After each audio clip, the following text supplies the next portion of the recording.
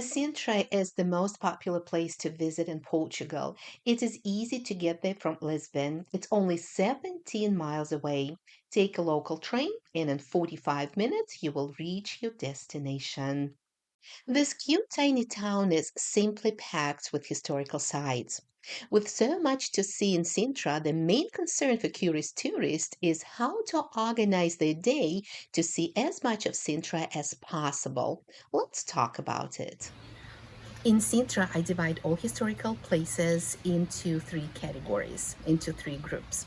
Group number one, the National Palace of Sintra and the Mason House, the Regaleira House.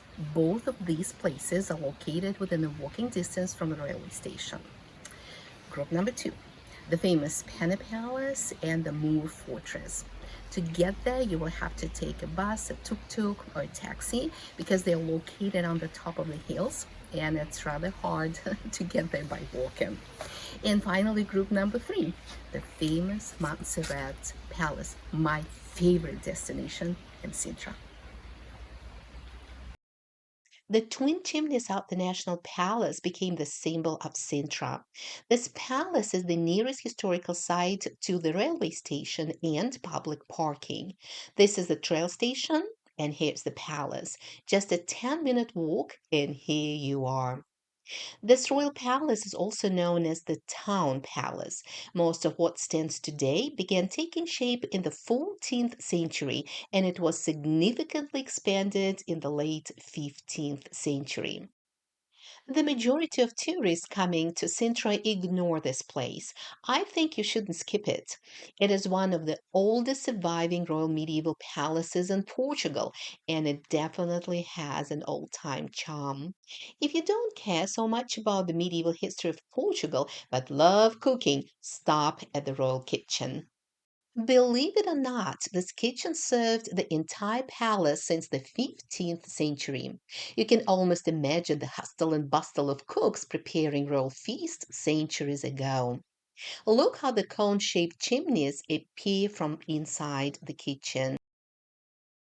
On a clear day, from the upper terrace of the palace, you can see the Moor Fortress stretching across the hilltops.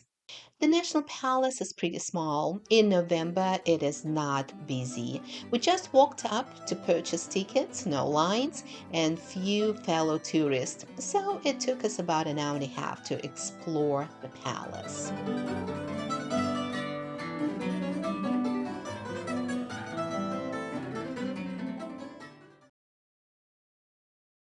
Quinta da Regaleira is within walking distance from the National Palace.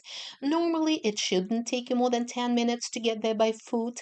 Just keep in mind that the road goes uphill, so be prepared. The Quinta is often called the Mason House, and for a good reason. It was built at the beginning of the 20th century by the unique design of Portuguese millionaire Antonio Monteiro. Nobody can say for sure if Mr. Monteiro belonged to the Masons, but his entire estate is full of Masonic symbols, gloomy ponds, and underground tunnels.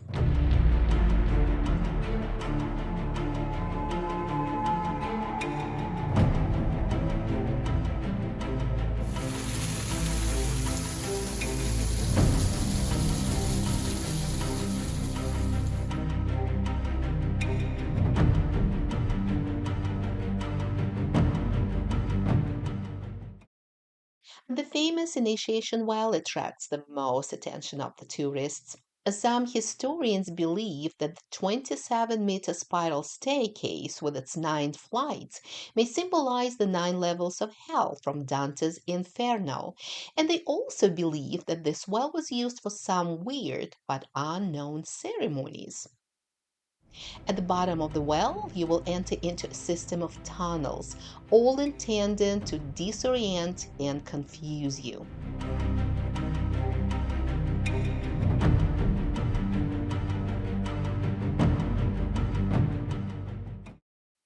Many tourists believe that Quinta sits on a powerful spiritual energy point, making it a hotspot for mystical ceremonies.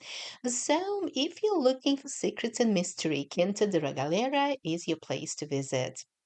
Quinta is a very popular destination, and during the summer months, the lines to enter will be obscene. The Moor Castle Fortress is a must-see place in Sintra. The castle walls stretch across the high hilltops of Sintra. The quickest way to get there is to take a tuk-tuk, although the ride may be a little bit bumpy. You can walk the entire length of the walls, climb the towers, and enjoy the amazing views of Sintra. On a clear day like today, you can see the Atlantic Ocean in the distance. Originally, this fortress was built in the 9th century by the Moors. The term Moors was used in medieval Europe to describe Muslim invaders from the North Africa. Over time, Europeans used Moors more broadly to describe all Muslims, regardless of their ethnic background. Today, it's a great place to walk around, feeling like you have just stepped into a medieval adventure. Give yourself enough time to explore it. The castle is huge. From the walls of the castle, you can see the famous Pena Palace, our next destination. If the weather is nice, after visiting Moor Castle, you may walk to Pena Palace through the park. It is beautiful. Your walk will be long, about 40 to 50 minutes, and you will walk uphill most of the way. Just a few more steps, and here is the Pena Palace. The famous Pena Palace is one of the Portugal's most iconic landmarks, and it is also one of the busiest spots in the country. And visiting Pena Palace means dealing with lines and crowds all year round, especially during summer. This video is made in November. It is the slowest time. We didn't have to buy tickets in advance, but we did have to stay in a short line to get in. Your ticket will have a specific entrance time. If you miss your time, too bad, you will not be allowed to come in.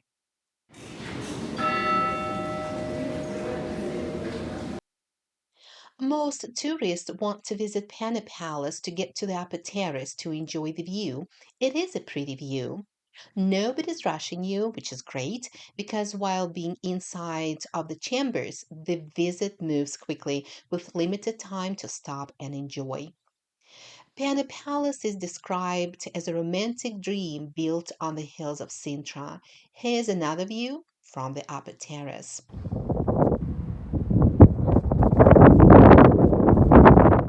The story of Pena Palace began in 1838 when King Ferdinand II bought the ruins of an old monastery and surrounding lands to transform them into a fairy tale castle. The king had a heart of a true artist. Although I cannot say that Pena Palace is my favorite site in Sintra, I will agree that it looks pretty amazing. I think Pena Palace looks more impressive from the outside than from inside. The most intriguing feature of Pena Palace is Triton, a half man, half fish creature decorating the front entrance. He was placed here to protect the magic of the palace. So, my dear travelers, if you plan to travel more around Portugal after visiting Sintra, do not waste too much time staying in line to view Pena Palace. Check out the other great palaces with smaller crowds. Visit Ajuda Palace in Lisbon instead. Visit Mafra Palace, it's only 20 miles away from Lisbon. Visit Queluz Palace, the Portuguese Versailles. It is located on your way to Sintra. All these palaces are beautiful. I have separate videos about sightseeing around Lisbon and the rest of Portugal. The links are in the description. The decision is yours. Now it's time to visit the Monserrate Palace, my favorite place in Sintra. It's located within a 10-minute drive from the historical city center of Sintra. The Montserrat Palace is surrounded by a huge park. The last time we visited it, in November, the shortest way to the palace was closed, and we had to walk through the park for 45 minutes up and down the hills to get here. But Montserrat is definitely worth the effort. Many guidebooks often describe Montserrat as a British dream in the heart of Portugal. However, as you enter the palace, you will not notice any English architectural style. It is described as an English dream because, unlike the other palaces in Sintra, Montserrat was designed by the English architect James Knowles for an English gentleman, Sir Francis Cook. So Francis was extremely wealthy. He traveled all over the world. He collected art. He was in love with Indian and Moorish architecture. He was inspired by the exotic, romantic style which was popular in the 19th century.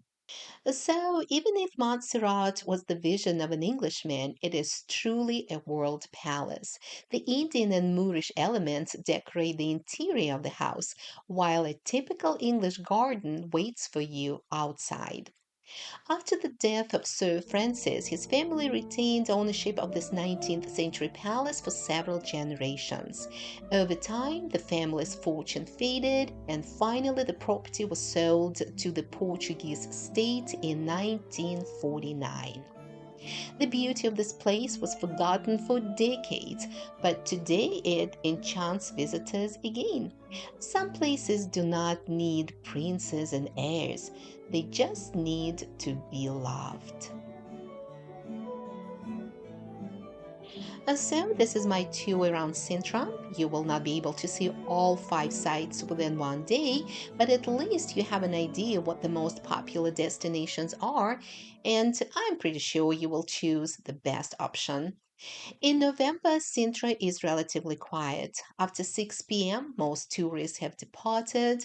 The restaurants and souvenir shops usually close around 9 p.m. And last but not least, if you decide to drive to Sintra, it will be a challenge to find parking. Sintra has strict regulations for non residents driving and parking within the town. So, the easiest way to visit Sintra is to take a train from Lisbon. And do not worry too much about the weather. In November, you will have plenty of nice sunny days to enjoy your trip to Sintra. That's it for today, my dear travelers. Thank you so much for watching today. Until next time. It would be nice, guys, if you like this video, subscribe, and leave me a nice comment because it inspires me making more videos, more travel videos. Thank you so much.